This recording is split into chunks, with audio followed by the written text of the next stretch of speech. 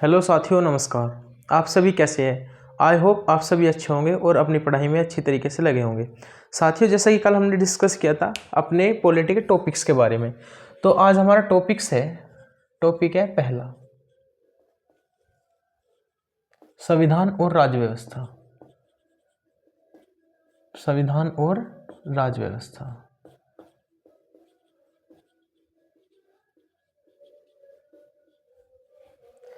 संविधान क्या है? संविधान दो वर्ड से मिलकर बना है, सम प्लस विधान। सम मीन्स होता है अपना इक्वल, विधान मीन्स है लो, समान लो, यानी जनता के लिए जो नियम कानून बनाए गए हैं वे क्या है, सभी के लिए समान है। ठीक है जी। इसकी परिभाषा क्या हुई?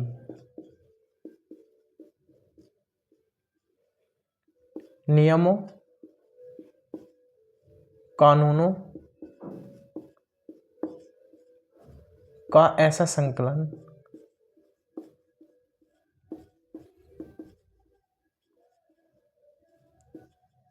जो किसी देश की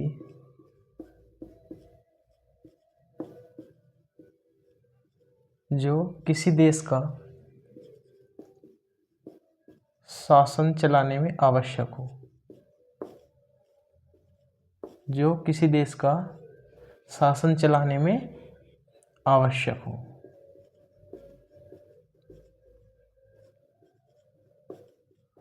संविधान कहलाता है।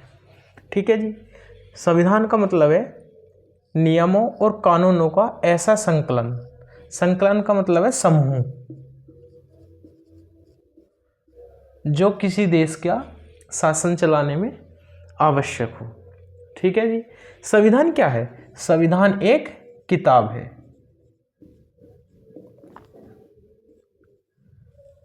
संविधान एक किताब है। क्या यह स्वयं लागू हो जाएगी? नहीं। इसके लिए किसकी आवश्यकता पड़ती है? राज्य व्यवस्था की। ठीक है जी। राज्य व्यवस्था। राज्य व्यवस्था क्या है? संविधान को व्यवहार में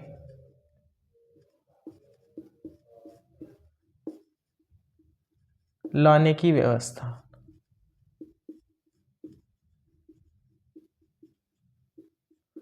क्या कहलाती है? अपनी राज्य व्यवस्था। देखो भाई, संविधान क्या है? संविधान एक किताब है। कोई भी किताब अपने आप इम्प्लीमेंट नहीं हो सकती। उसको इम्प्लीमेंट कराने के लिए किसकी आवश्यकता पड़ती है? किसी सरकार की, जिसे हम क्या बोलते हैं? अपने राज्य व्यवस्था। राज्य व्यवस्था का कार्य क्या है? राज्य व्यवस्था का कार्य है अपना संविधान को व्यवहार में या अपना व्यवहार या लागू करने में या लागू करने में आवश्यक है, उसे क्या बोलते हैं हम? राज्य व्यवस्था। या संविधान को व्यवहार में लाने की व्यवस्था को क्या कहते हैं हम? राज्य व्यवस्था। ठीक है जी। हाँ जी। राज्य व्यवस्था को चलाने के लिए किन किन अंगों की आवश्यकता पड़ती है?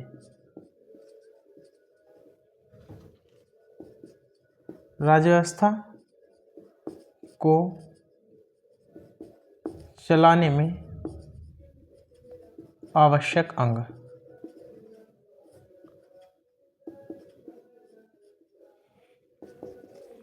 सबसे पहला है अपना संसद। संसद क्या करती है? संसद बनाती है कानून। ठीक है जी। जो क्या है, जनता के द्वारा क्या किए जाते हैं? अपना जनता के द्वारा फॉलो किए जाते हैं, जो सरकार के द्वारा लागू किए जाते हैं। ठीक है जी। दूसरा है अपना न्यायपालिका।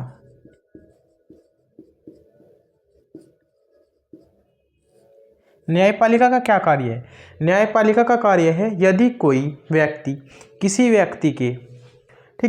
व्यक्ति के नियमों का उल्लंघन करता है तो उसको निर्णय देने के लिए किसकी आवश्यकता पड़ती है? अपनी न्यायपालिका की। या यदि संसद कोई भी ऐसा नियम कानून बना दे जो जनता के हितों में आवश्यक ना हो, तो उसके लिए जनता कहाँ जा सकती है? अपना न्यायालय में। ठीक है जी।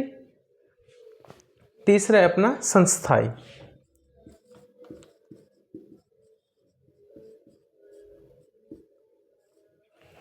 ठीक है, सबसे पहले पढ़ते हैं हम संस्थाई। संस्थाई क्या है?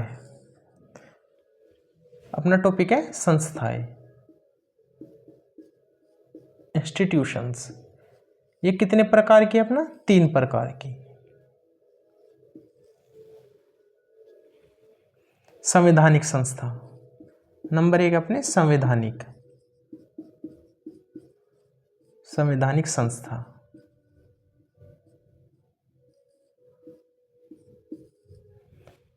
दूसरी अपनी असंवैधानिक संस्था।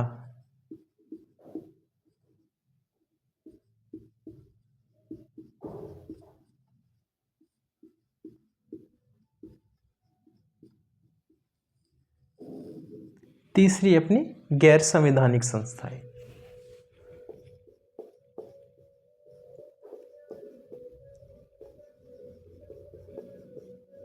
गैर संवैधानिक संस्थाएं।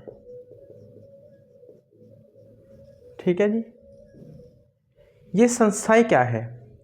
संवैधानिक संस्थाएं वे संस्थाएं हैं जिनका जिक्र संविधान में किया गया है। संवैधानिक संस्थाएं वे संस्थाएं हैं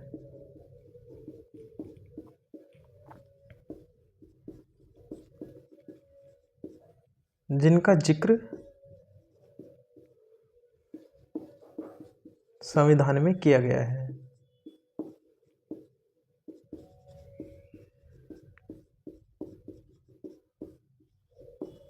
ठीक है जी। जैसे एग्जाम्पल है अपना चुनाव आयोग,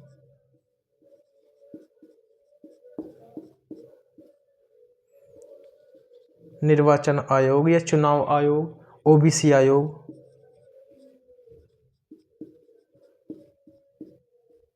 ठीक है जी। और अदर जैसा अपना ले लो परिसीमन आयोग,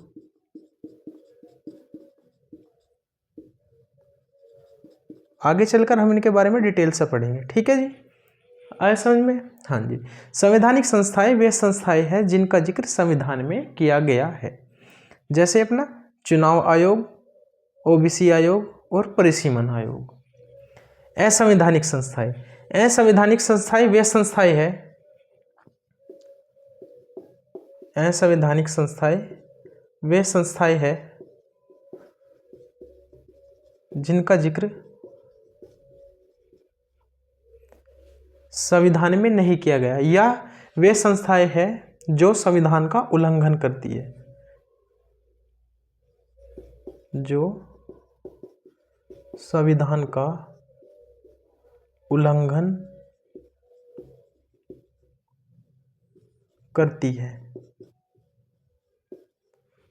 जैसे एग्जाम्पल है अपना माओवाद संगठन,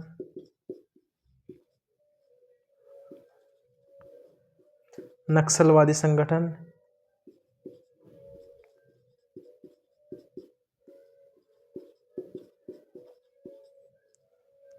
और अपना आतंकवाद।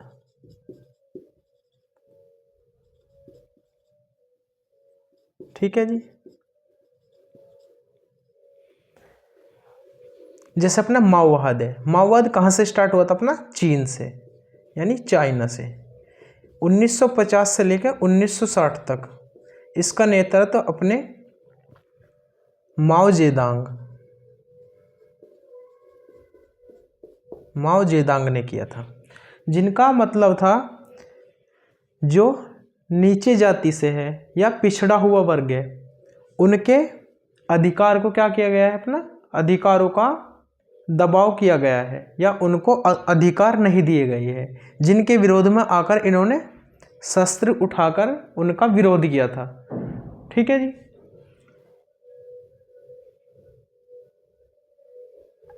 आए समझ में? हाँ जी। यानी ये निचले वर्ग के हितों के लिए क्या कर रहे थे? लड़ रहे थे सशस्त्र के कारण, सशस्त्र लेकर। ठीक है जी। दूसरा अपना नक्सलवाद, ये अपना कहाँ से स्टार्ट हुआ था? ये अपना वेस्ट बंगाल के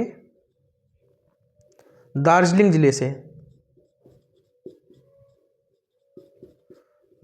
जिले से छोटे से गांव था अपना नक्सलवाड़ी से स्टार्ट हुआ था, जिसके अध्यक्ष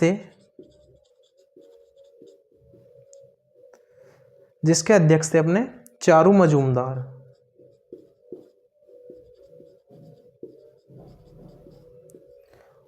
और इनके सहयोगी थे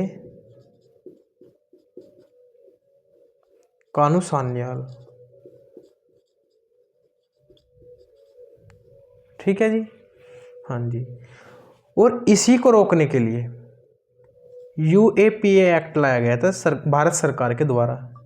यूएपीए एक्ट 1976 में। ठीक है जी, आया समझ में? सॉरी 1967 में यूएपीए एक्ट लाया गया था, जिसका अनलॉफुल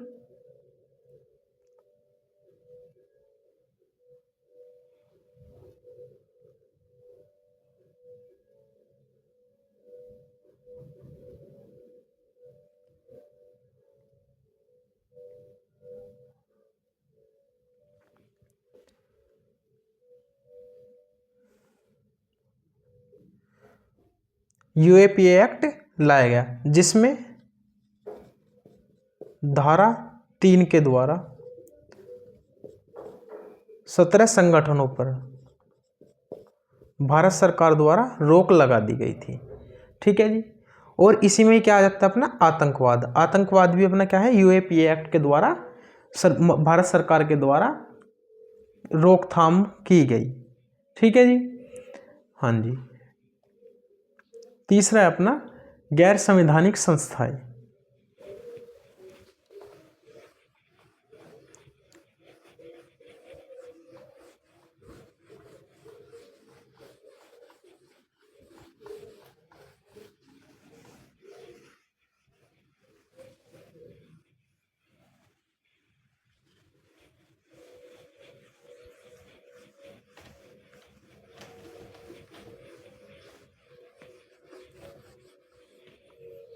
गैर संवैधानिक संस्थाएं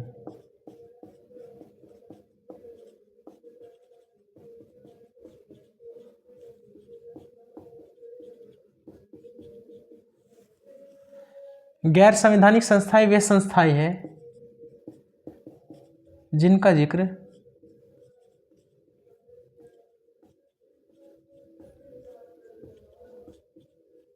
संविधान में नहीं किया गया है।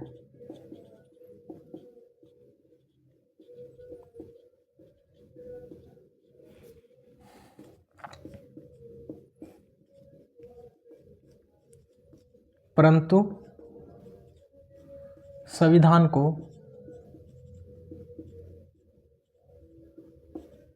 लागू कराने में आवश्यक है।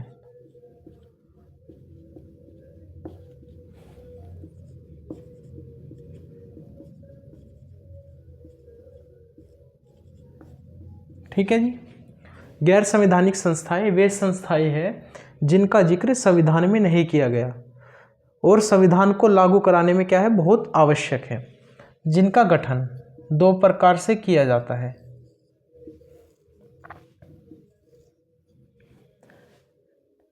नंबर 1, राष्ट्रपति द्वारा मंत्रिमंडल की सलाह पर।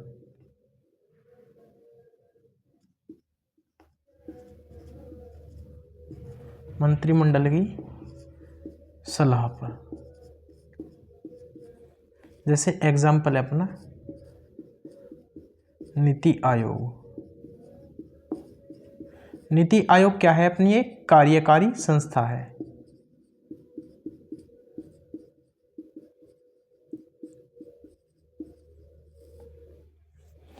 दूसरा है अपना,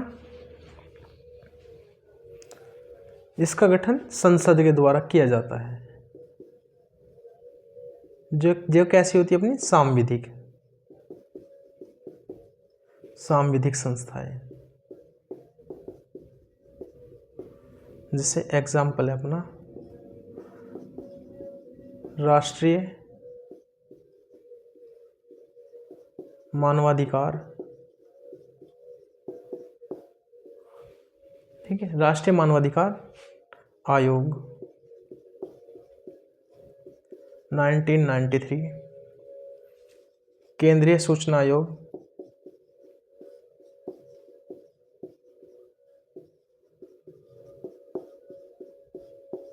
2005, और दूसरा एग्जाम्पल है अपना राष्ट्रीय महिला आयोग 1990। ठीक है जी। गैर संवैधानिक संस्थाएं वे संस्थाएं हैं जिनका जिक्र संविधान में नहीं किया गया है परंतु संविधान को लागू कराने में आवश्यक है, जिनका गठन दो प्रकार से किया जाता है, राष्ट्रपति द्वारा मंत्रिमंडल की सलाह पर, जो एग्जाम्पल है उसका नीति आयोग, जो अपनी एक क्या है कार्यकारी संस्था है। दूसरे अपना संसद के द्वारा क्या किया जाता है, गैर संवैधानिक संस्था का गठन किया जाता है, जो अपनी कैसी संस्था है, अपनी सांविधिक संस्था है। एग्जाम्पल है राष्ट्रीय मानवाधिकार आयोग 1993, केंद्रीय सूचना आयोग 2005, राष्ट्रीय महिला आयोग 1990। ठीक है जी। अगला टॉपिक है अपना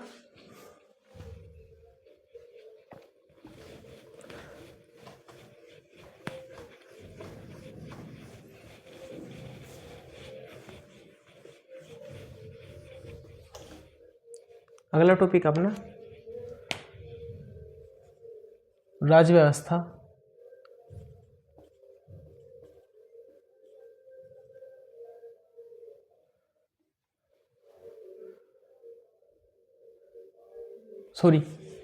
संविधान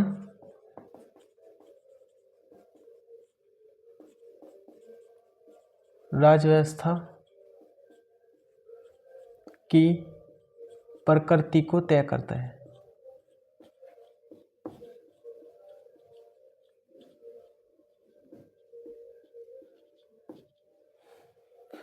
संविधान क्या है, अपनी राज्य व्यवस्था की प्रकृति को तय करता है।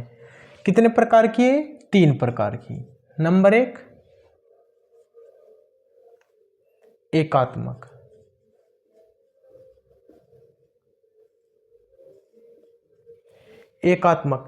एकात्मक का मतलब है जहां पर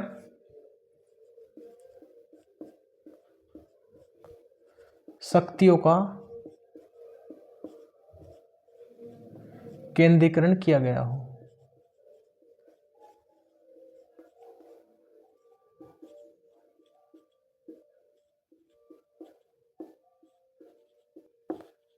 केंद्रीकरण का मतलब है जहां पर सिर्फ एक सरकार हो, जहां पर सारी शक्तियां केवल एक सरकार में निहित हो। ठीक है जी। वहां पर क्या होता है, अपना शक्तियों का केंद्रीकरण। एग्जाम्पल है अपना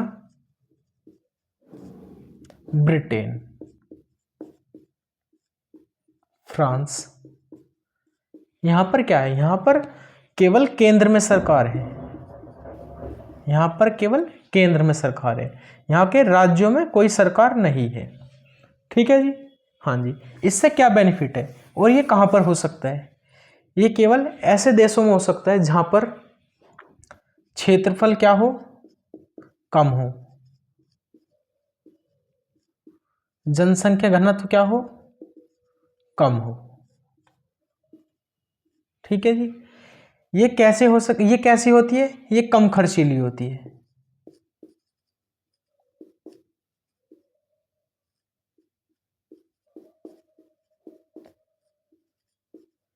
यहां पर निर्णय लेने में तेजी होती है।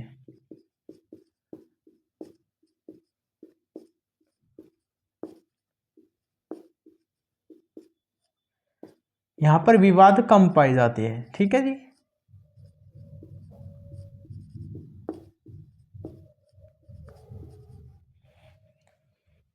दूसरा है अपना संघात्मक।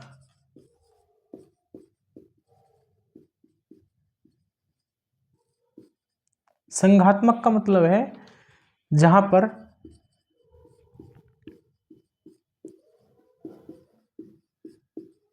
शक्तियों का विकेंद्रीकरण किया गया हो।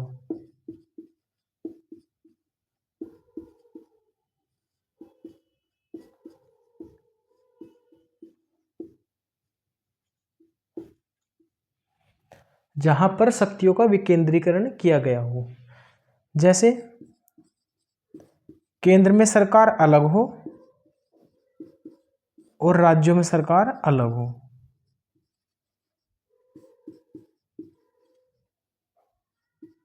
ठीक है जी, वहां पर क्या होता है अपना संघात्मक सरकार।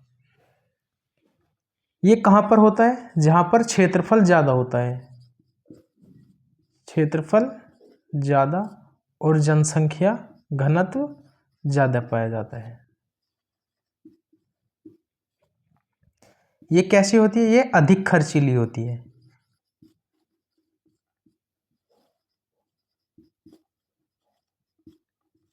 यहां पर विवाद की संभावना ज्यादा होती है।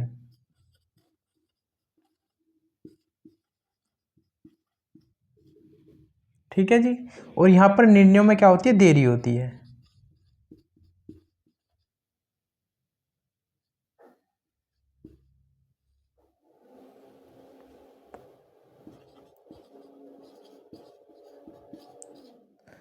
और यहां पर क्या होती है, महत्वाकांक्षा ज्यादा होती है।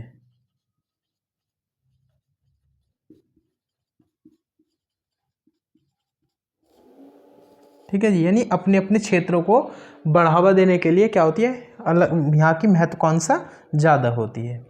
ठीक है जी, आए समझ में। हाँ जी, अब आते हैं हम भारत। भारत में किस प्रकार का राज्य व्यवस्था है। भारत में अर्धसंघात्मक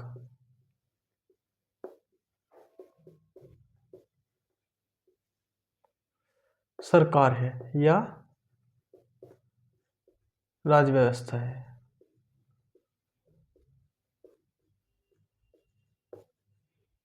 ठीक है जी, अर्धसंघात्मक क्यों है, अर्धसंघात्मक इसलिए है, वैसे नॉर्मली तो भारत में किस प्रकार की संस्था है अपना, सॉरी राज्य व्यवस्था अपना संघात्मक। यहाँ पर क्या है, केंद्र में सरकार अलग है और राज्यों में सरकार अलग है, उनके अलग अलग क्या अपने कार्य बांटे गए हैं। परंतु जब हमारे यहाँ पर आपातकाल लग जाता है, आपातकाल की स्थिति में क्या होता है, संघात्मक सरकार क्या होती है, निरस्त हो जाती है। यहाँ पर किस प्रकार की सरकार आ जाती है अपना एकात्मक। इसी प्रकार भारत में किस प्रकार की सरकार है अपना अर्धसंघात्मक। भारत में अर्धसंघात्मक सरकार है। ये किसने कहा था, ये कहा था अपना केसी वियर ने, केसी वियर। केसी वियर ने स्टेटमेंट दी थी कि भारत में अर्धसंघात्मक सरकार है। ठीक है जी, भारतीय संघवाद को सहकारी संघवाद किसने कहा।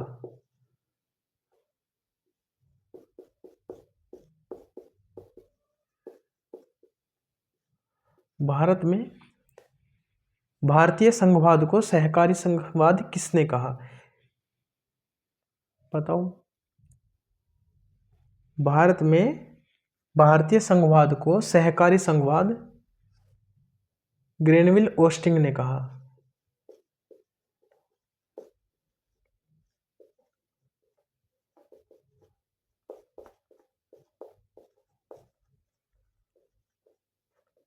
ठीक है जी, आए समझ में। हाँ जी, अब अपना नया टॉपिक है, यह आया समझ में। हाँ जी, भारत में किस प्रकार की सरकार है, अर्ध संघात्मक, जहां पर संघात्मक और एकात्मक का स्वरूप दिखता हो, वहां पर किस प्रकार की सरकार है, अर्ध संघात्मक। ठीक है जी,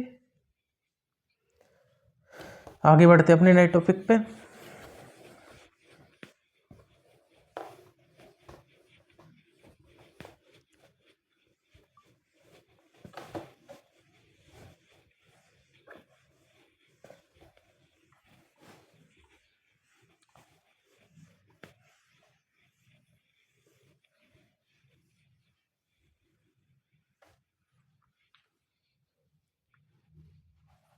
परिसंघ।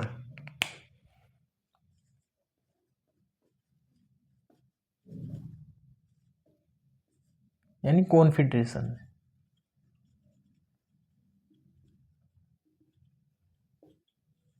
कॉन्फेडरेशन या परिसंघ क्या है? परिसंघ यह सबसे कमजोर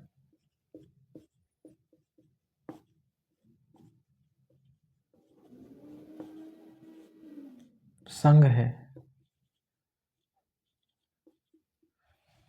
जो स्वेच्छा से छोड़ा जा सकता है, जो स्वेच्छा से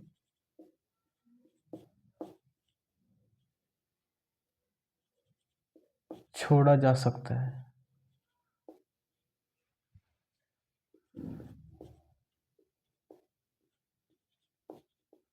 एग्जाम्पल से समझते हैं। जैसे अमेरिका,